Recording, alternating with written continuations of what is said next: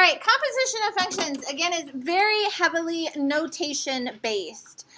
And the nice thing is you have already done the bulk of the hard work. The hardest part about composition of functions is simplifying the algebra, but you've already done it. Now we just have to implement it. So it's kind of interesting how this is all coming back again. This is the notation that looks like an O, so a lot of students think it's fog. It's not.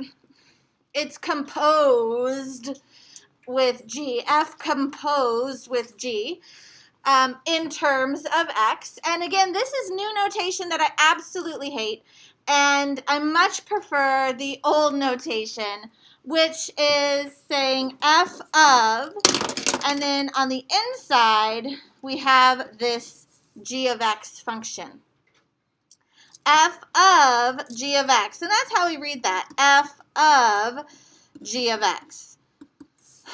I like this notation better because we can see that we have this thing on the inside. We're going to take an entire function and insert it into another function. It's like stuffing a chicken, all right? We've got this outer function, that's the chicken, and we're going to put some stuffing on the inside, okay? So stuff it is the new word of the day. Okay. Look at that. I just made a math thing into a whole, like, turkey analogy. Like, ba-da-bum-ching. Okay. So here, all we've done is switch the order. This is G of F of X. That's how we read that. But again, I don't like this notation. Instead, we have this G function on the outside. And then in this case, on the inside, we're stuffing in the F of X function. Okay? And so we just read it as it is, but G of F of X. And this is the notation that I'm going to use a lot of. If I'm given this notation, I'm going to rewrite it in this fashion. Okay? The other thing is we don't always have H's or F's and G's. It could be any letter we want. Doesn't matter. Could be an H and a J. Doesn't matter. So if something was written like H of J of X, like that, well, that would be H on the outside, and the stuffing is J of X. J of X is being stuffed inside, okay?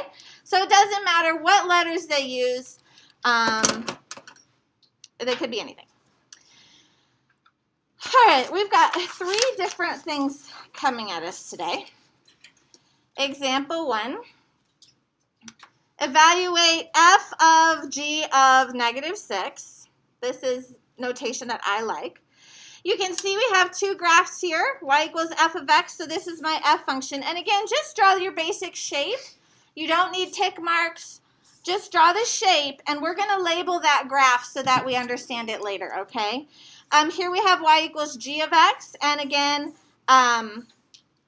just draw your V shape, and we're going to label it. All right? Draw those 2 graphs, basic shapes, and we'll label them as we come to it.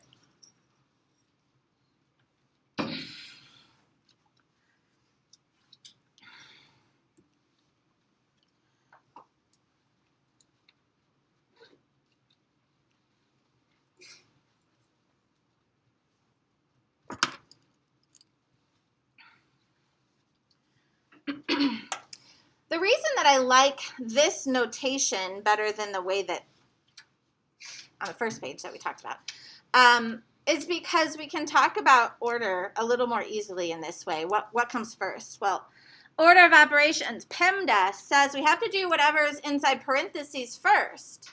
The same thing applies here.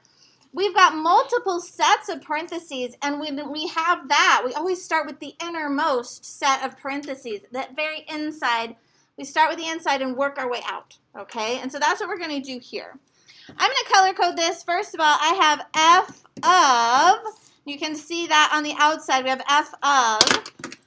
And then on the inside here we have G of -6. We are always going to start on the inside here. This is what we did yesterday What is g of negative 6? What does that mean? What does it tell you to do? What does g tell you to look at?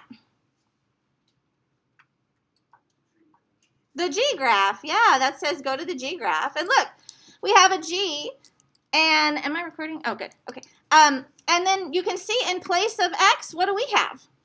Negative 6. So that's saying, hey, look at the x-axis where x is negative 6. So we can do that right here. Here's our g-graph. There's where x is equal to negative 6. And what does g of negative 6 want to know? It wants to know what's the y value. All right, so we go down to our graph right here, and this is what you want to label on your graph. That ordered pair is negative 6, and what's the y value? Negative 2. And so when it says g of negative 6, it wants to know, hey, what's the y value? Well, the y value is negative 2. So we're going to plug that in. G of negative 6 outputs a negative 2. Well, right now, that negative 2 is still inside this f function. So now this is saying what? We have f of negative 2. What is f of negative 2 telling you to do?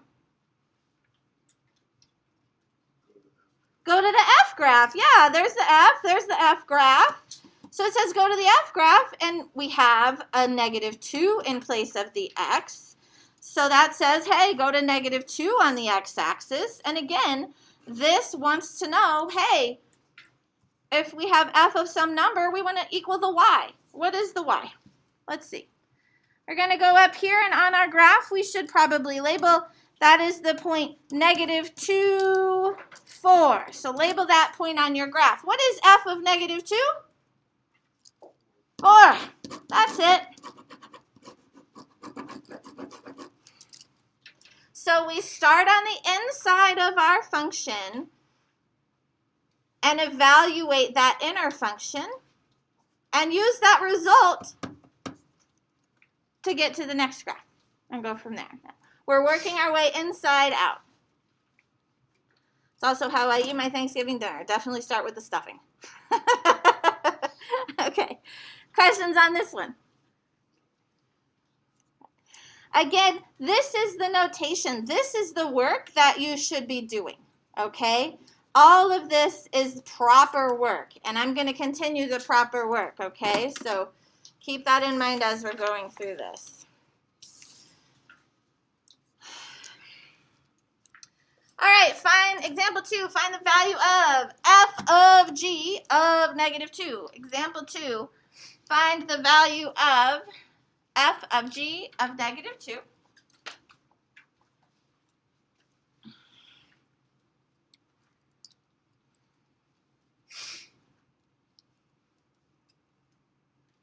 And it's important that you realize this is a big circle. It is not multiply, okay? Don't confuse it with multiplication. It's not. It's a composition, which is a stuffing. Lots of stuffing. Evaluate f of g of negative 2 given an f function, f of x equals 3x squared plus 6x plus 11, and g of x equals 2x plus 7.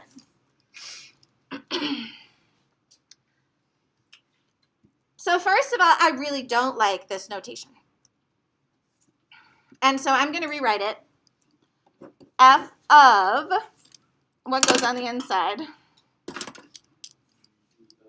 G of negative 2. Good. So that's the first step, is just rewriting that so that we can see the stuffing. And right here is the stuffing. Well, starting on the inside, we see g of negative 2. What do you suppose I need to do? Plug it in. Yeah, it's saying go to your g equation this time. We don't have a graph. Now we have an actual function. And it wants us to find g of negative 2, which says, hey, go to this equation and tell, what does it tell me to do? We're not using x's anymore. What are we using instead of x's? A negative 2. So instead of x's, we're using a negative 2. This would be 2 times negative 2 plus 7. What is 2 times negative 2? Negative 4 plus 7 is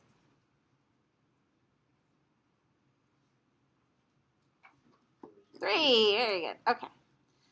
So g of negative 2 outputs a 3. All right.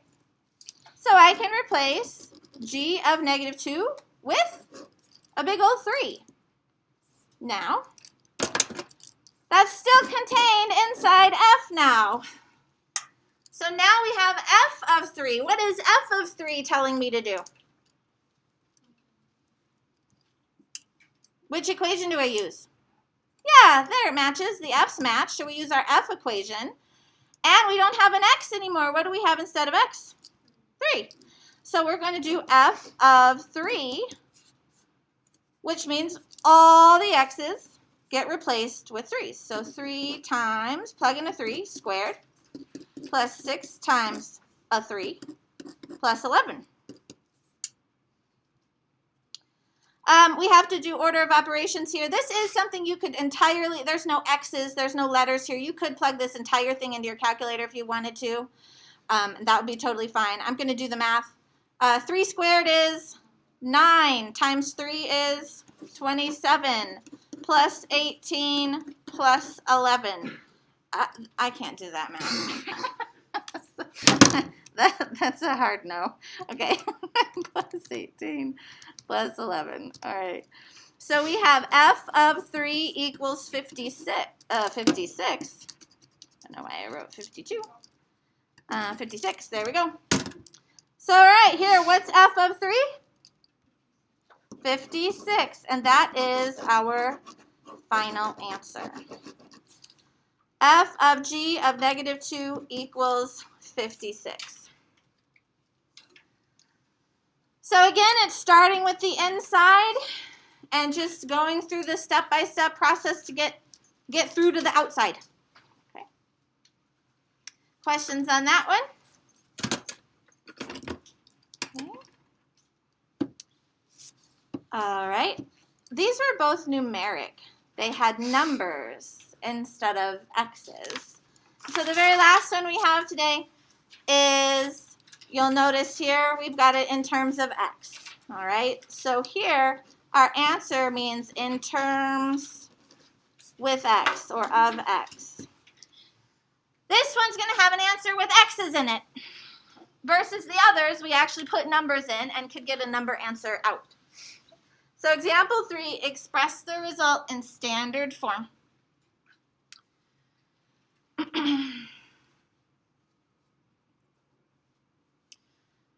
Express the result in standard form. Given f of x equals 2x plus 7.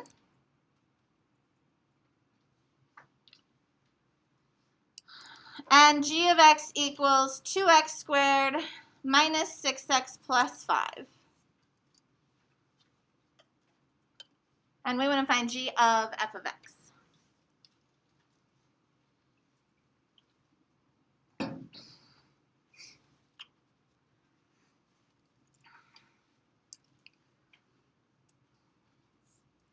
All right, much of this is notation.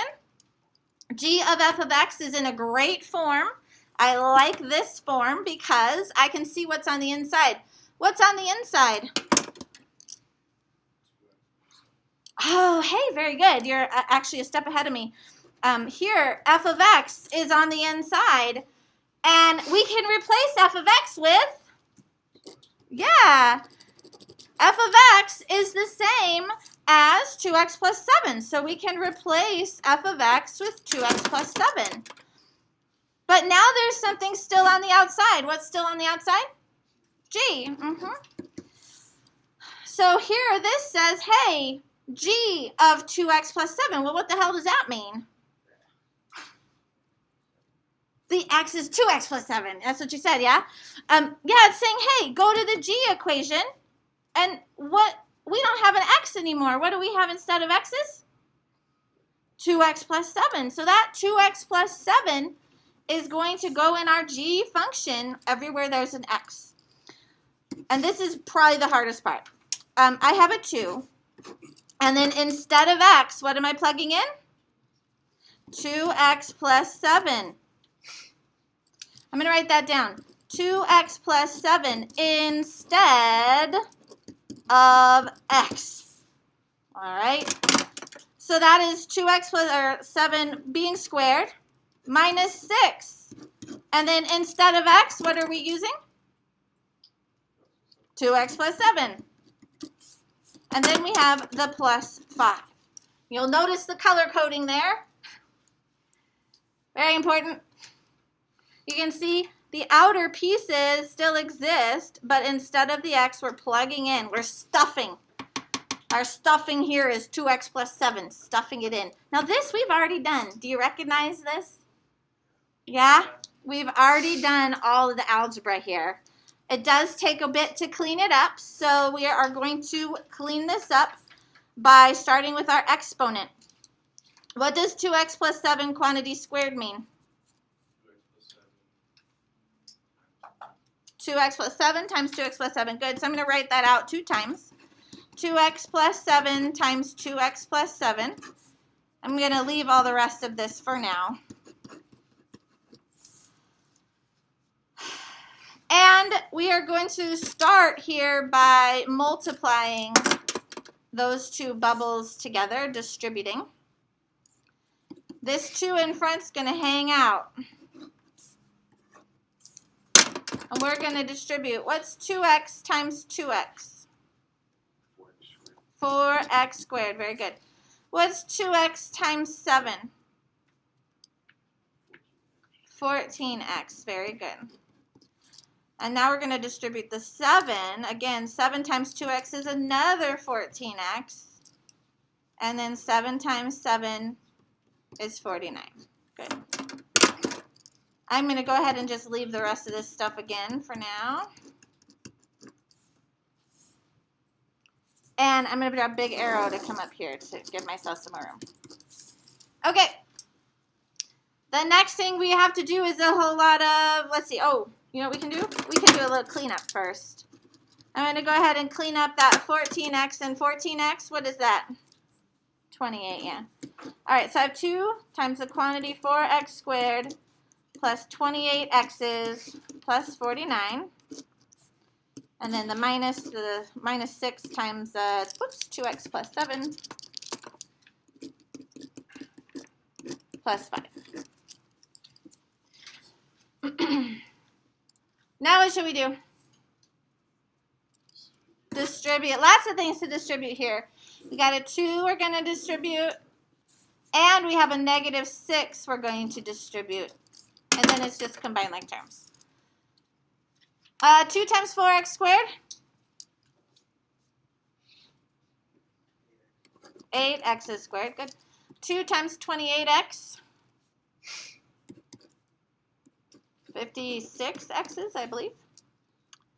And 49 times 2 is 98. Negative 6 times 2x is negative 12x. And negative 6 times 7, negative 42. And then our plus 5.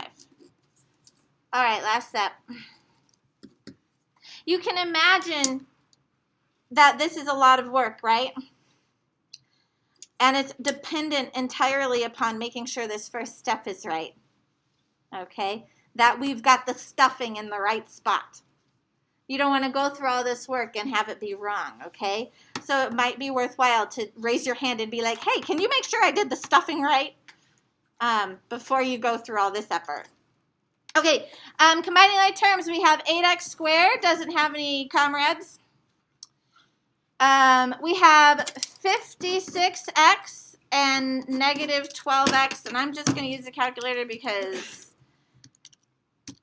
I had to be tooth fairy last night, and so that requires staying up late because my son's kind of a night owl, and yeah. But at least the tooth fairy remembered this time.